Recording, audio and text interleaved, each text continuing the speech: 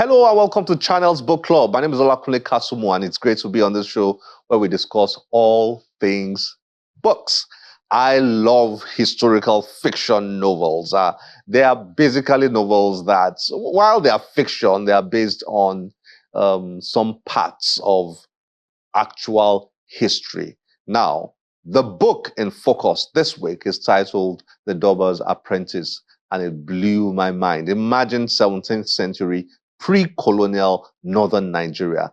That's how or where the story was set in this book. Well, I just kept turning the pages, turning the pages, turning the pages. You know, a lot of us forget that we have a history, a history that predates colonialism. Before the British came, there was life here, this part of the world, even though there was no Nigeria back then. Nigeria only came into formal existence in 1914. But there was a lot of life here, all the kingdoms, all the small kingdoms, big kingdoms, you know, that were around this place that we now call Nigeria. They had rich culture and religion and languages and food.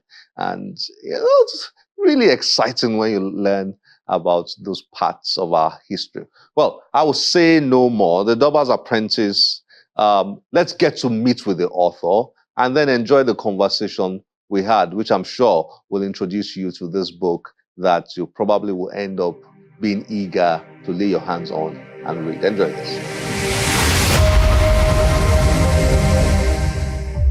Remington Blackstaff is an independent doctor, physician, martial arts enthusiast, and author. Blackstaff is an alumnus of Royal Free Teaching Hospital and University College London Medical School. His untold stories in hospitals, homes, police stations, His Majesty's Prison Service, the military and others have served as an inspiration for his works. Blackstaff joins Channel's Book Club to discuss his debut historical fiction novel, The Durbar's Apprentice.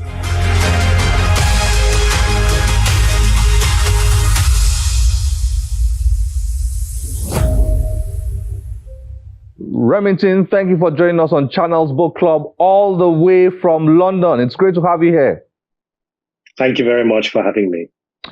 I do know that Remington is not your real name. It's your writing name, your pen name. But I like Remington, so I'm going to stick with Remington, right?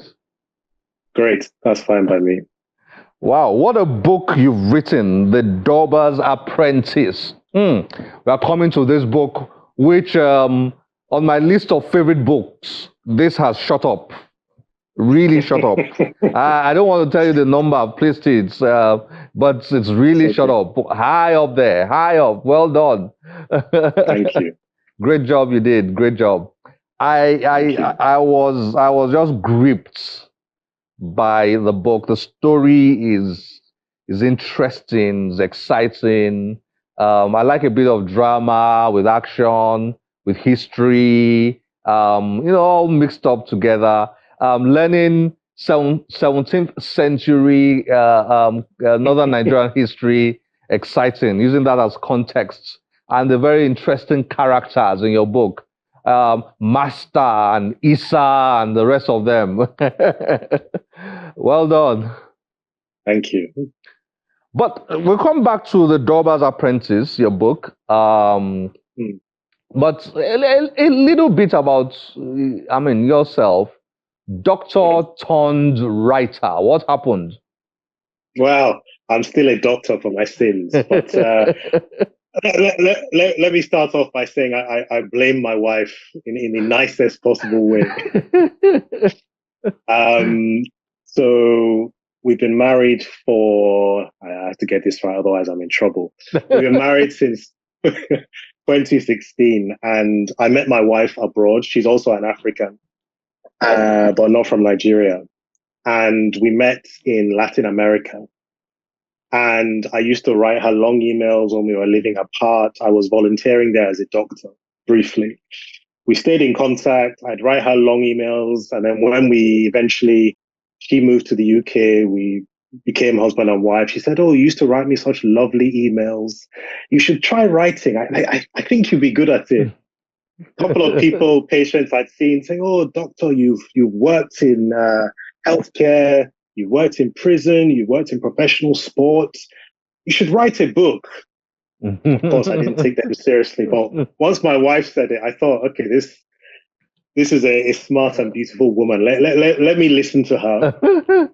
Anyway, long story short, third attempt, third novel later, we have The Devil's Apprentice. Wow. So you had tried to write. You wrote 2 earlier ones, but never got them published. Mm-hmm. No. Wow. Remington, I love your book. I really love your Thank book. you. I really love your book. Now, why did you pick this story? Take us on a bit of a journey. Why did you pick this story? And then for the viewers out there, I would like you to also introduce the book to them by sort of like just a very brief introduction of the book, so they get an idea of what to find, what they will find when they pick up the book to read. Mm-hmm. So I'd tried 2 manuscripts that got nowhere.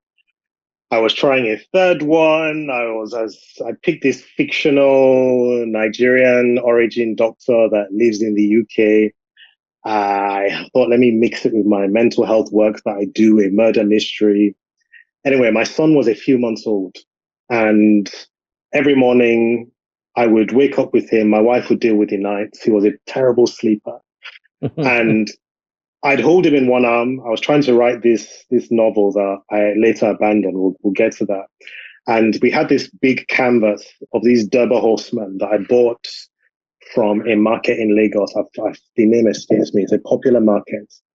I bought this canvas. I'd had it spread out, and my son, the poor sleeper, would just stare at this picture every morning. And I remember texting a friend I went to university with. He's half Nigerian. And I said to him, I would love to write a story one day about these horsemen, a bit like the Knights of the Round Table, except they're Nigerian. And it'll be wonderful if one day my son, when he's old enough, could read this story. And that would be my kind of legacy to him, a love letter to him, a love letter to our heritage, because he is half Nigerian, he's a quarter Tanzanian, he's a quarter German. And I said to my friend, well, you know what? No one's going to read this story. let me just keep fumbling my way through my friend said, no. If you believe it, do it, write it. Just write it. Don't worry about what happens afterwards. It will happen. And then it's either 38 or 41, I can't remember, but many, many rejections later, eventually this imprint in California called Rise, part of Running Wild Press, gave me a chance. And then we have The Durbar's Apprentice. Wow. Did you say 31 or 41 rejections? It's either 38 or 41. I'm trying to remember. I'm including the people who didn't even respond. So it's probably 41. Let's stick to about 40. So you had about 40 rejections. 40 publishers said no to you. 40 agents, independent publishers all said no. Yeah. They are not taking this book. And finally, so how is the book doing? Good question. I think it sold a couple of hundred, maybe 300 copies. There was early momentum. I'm learning every day how these things go. So it goes like this. But one thing I've learned is these things are out of your control as a writer. I'm not Will Smith. I'm not Michelle Obama. So you have to temper your expectations and just be at least happy that it's out there. And when people like yourself say, I love your book, that means a lot. Okay, so I mean, somebody's watching. What's the book about, by the way? What's this book about? Let's get viewers introduced to The Durbar's Apprentice. Yeah, so I'll do a kind of pitch, because that's something you have to get used to as a writer when you're trying to get agents or publishers to take you seriously. So I will pitch it as The Woman King, the movie, meets King Arthur of the Knights of the Round Table. So 17th century, pre-colonial Nigeria, the central protagonist is a boy called Isa, who's an orphan former slave. And him and his master, this Durbar warrior, this elite warrior horseman, have to go through trials and tribulations to stop the bitter rivalry between two kingdoms, Kano and Sokoto, descending into a bloody war on the background of decades of acrimony. So that's the story in a nutshell. Fantastic! Oh wow! Now, tell us a bit about what you had to do to get the story. I assume you researched a lot. You dug into northern Nigerian history, Kano, Sokoto, etc., and all that. How was that for you? The whole experience of putting the story together within that very important historical context. So Google became my best friend because unfortunately, growing up, we didn't have the internet. So you would go to a library, you would read these things, you'd read these things. The other challenge is I'm not in Nigeria. So it's a lot harder in this part of the world to access that information. The other caveat was I wanted to surprise my parents. So my parents weren't aware that I was doing this book until it was published, released, the rest of it. So I wanted to surprise them. So I thought, right, I know what kind of story I want to write. Let me look at the history of the emirs, the sultanates. It has historical reference points, but I've taken liberty with some historical landmarks like the Sokoto Caliphate and things like that. So it's not one of my critics, and I've also learned not to read any more reviews. But one of my critics was like, "Oh, but this stuff already existed. This happened." For me, the book has some historical landmarks to ground it in history, but it's not a textbook. So I looked at things that I liked from history that reflect the culture, that reflects, things of the time. I forgot to mention the other thing is I'm not Hausa, I'm Igbo. So this is also, I'm almost like I'm borrowing from not another culture, but another tribe. So all these complexities made it quite fascinating. At times, sometimes intimidating. I knew at some point I might get criticism for historical accuracy, but it's that a lot of time on Google looking at text about history, and there wasn't that much, and the rest of it was my imagination. So yeah. So this is a faction basically. Fiction based on, to some extent, historical research and all that, which makes it interesting. Exciting for me to read. Now, good. Your characters, Isa, his master. Let me stick to those two. So many interesting characters, all over your book. But let me stick to those two. The boy, who is the protagonist of the story, Isa.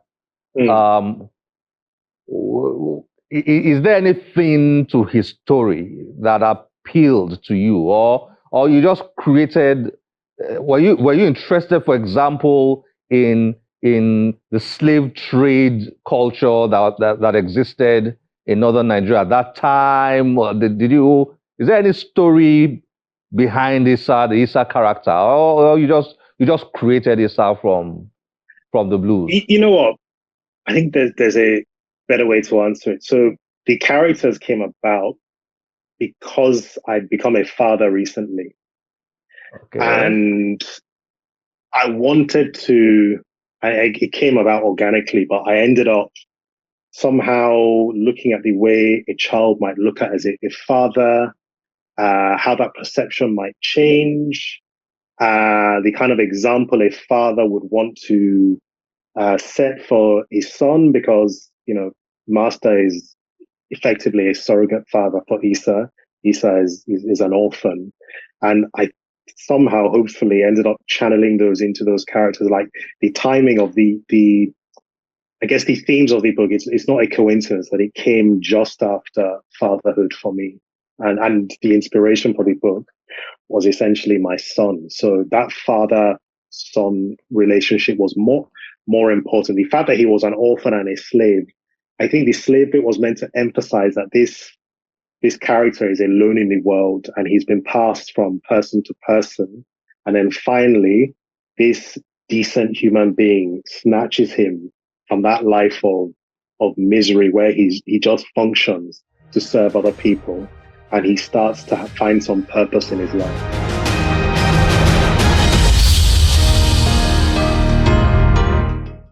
So take us through this book. You've summarized it, yeah. But I'd like you to be a little bit more, shed a bit of more light on the book in terms of how it's structured, how many chapters, and then how, sort of like the story evolves without being entirely detailed, because I will like readers to go and find this book and read. Don't tell them everything inside it. Keep the suspense. Yeah. So it's in 3 parts. So part 1, you get introduced to the main characters. You get a sense of who Master is, who Issa is, the people around Master, because there's that saying that a boy is raised by a village rather than just one person. So you'll get that sense, what's around Master that builds up this picture of him, the influences. You get snippets of, what's going on, what the tension is during this war, or this animosity, I should say, between these 2 kingdoms. There's historically been war. There's peace. The peace is fragile. Part 2, you start to get more, the tension builds up. And then part 3, for want of a better word, things go haywire. But the other parallel is the way Issa views Master changes as the book progresses. In the same way, a child would look at their father and you hold them in high esteem. You may always hold them in high esteem, but you will realize at some point they're not superhuman, that they have their frailties, their fragilities, their weaknesses, and you will get that through Issa's eyes as the book progresses. Fantastic. Fantastic. Well done. So, I mean, as we begin to round up, who do you want to see or read this? I mean, this is a question. I mean, of course, every writer wants everybody to read the book, but I'm asking you this because at times I've found out that some writers are what I call sort of like mission-minded. It's like they've written their book with a mission in mind. They have a message, Some other writers are just almost purely entertainers. They just want you to pick up that novel and just have fun reading it. There's no message anywhere, and all that. Some writers are like that. So where do you fall in here? A bit of both. So I want to entertain, but at the same time, I guess my mission is to, if I can in any way, change the lens within which Africans, Nigerians are viewed by the wider world, where there's more to our history than the transatlantic slave trade. It's part of it, but there's a rich history before and there's a rich history afterwards. And I want just to do my bit to try and change the lens through which our part of the world is viewed. That's the mission bit. The entertainment bit is I want to tell stories that entertain people. I want our people, and by our people I mean Africans, the diasporans, our descendants in North America, the Caribbean. I want us to be center stage because we have fascinating stories, amazing stories that, for want of a better reason, in popular media, Hollywood, whatever, we're not front and center. And as a proud Nigerian who's proud of my heritage, who wants to, imbue that in his son, I want us to be front and center. Interesting. Thank you so much, Remington, for introducing The Durbar's Apprentice to us. I'm going to be recommending this book. I've already started recommending it. And I'm recommending it to everybody out there if you want a nice novel to read, and a captivating novel to read. That has a context of African Nigerian history. This is the book to pick up, The Durbar's Apprentice. Thank you for joining us on Channels Book Club, and I hope you are already writing that next book now. Are you? Oh yes. There's more. I've written book 2 and 3. There's another book in between. I'm just getting them out there and doing things, but there's more coming. Don't worry. Fantastic. Well done. Thank you. And say hi to that your boy who inspired you to write. I will. And your wife. I thank my wife every day for many things, including this book. Great. Great. Thank you for joining us on Channels Book Club. All the best. Thank you for having me. Thank you.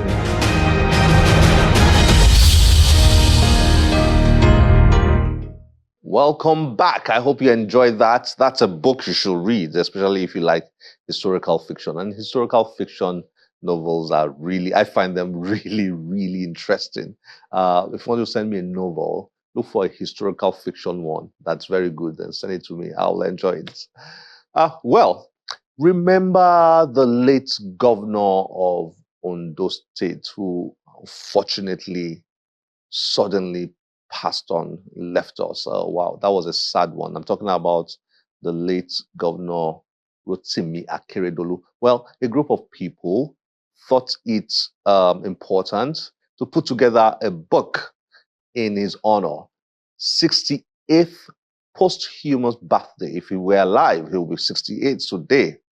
Wow. Well, a book was put together in his honor. What a thoughtful thing to do. And I keep saying, let's keep our history. And this is one way of doing that. Kudos. Well, let's dig in because the book was recently launched in Ibadan and it was a nice one. Enjoy this.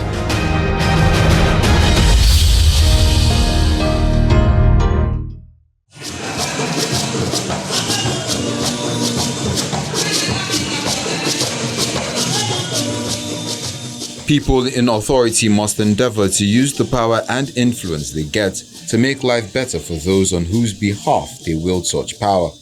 This forms a consensus of opinions at the 68th posthumous birthday of former Ondo State Governor Rotimi Akeredolu, whose life and time was celebrated by friends in Ibadan, the Oyo State capital.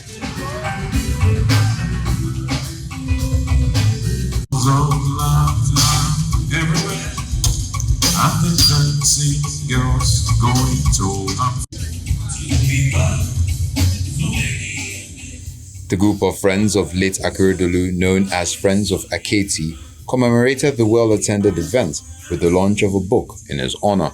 9, 10.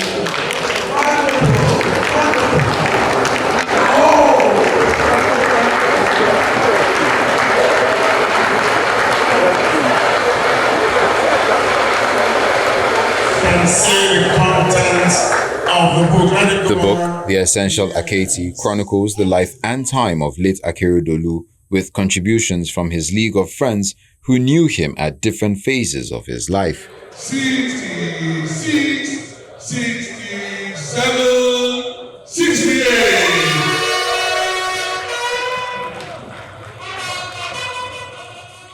Edited by Yomi Layinka, the 280-page Essential Aketi comprises the essence of Oluwarotimi Odunayo Akeredolu, popularly known as Aketi, from his childhood to his youthful days, through his days of struggle to become a lawyer, to marriage, to his successful career which culminated in his 2 terms as the governor of Ondo State, a duty during which he breathed his last.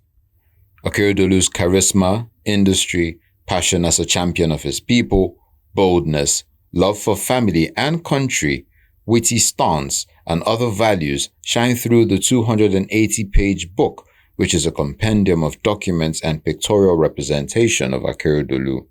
The book provides a depth into the enigma known as Aketi, his impactful leadership and life, his love for music, family, and many more. He was a great man, was a good friend, we all came together as friends to say there's a need for us to celebrate him. When he was being buried, it was a state burial.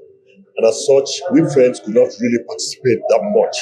We wanted to, but most of the things we wanted to do then have been done or were being planned by the state and the family. So we then said, wait, let's do something after the burial. And that was why we decided to, come up with a comfortable book, not necessarily a real book as such. We are all of us, everybody, all friends of Aketi. You can't say there's somebody who is just the author, If you look at the book, compilation of different things. And it was inspired, we all came together as friends of Aketi, and that's it. Friends of Aketi.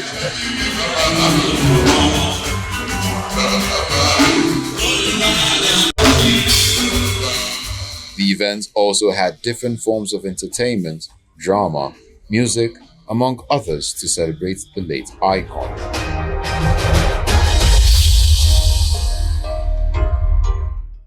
This is where we have to end the show today. As always, we'll be delighted to get your feedback through any of our social media platforms displayed on your screen. My name is Olakunle Kasumu.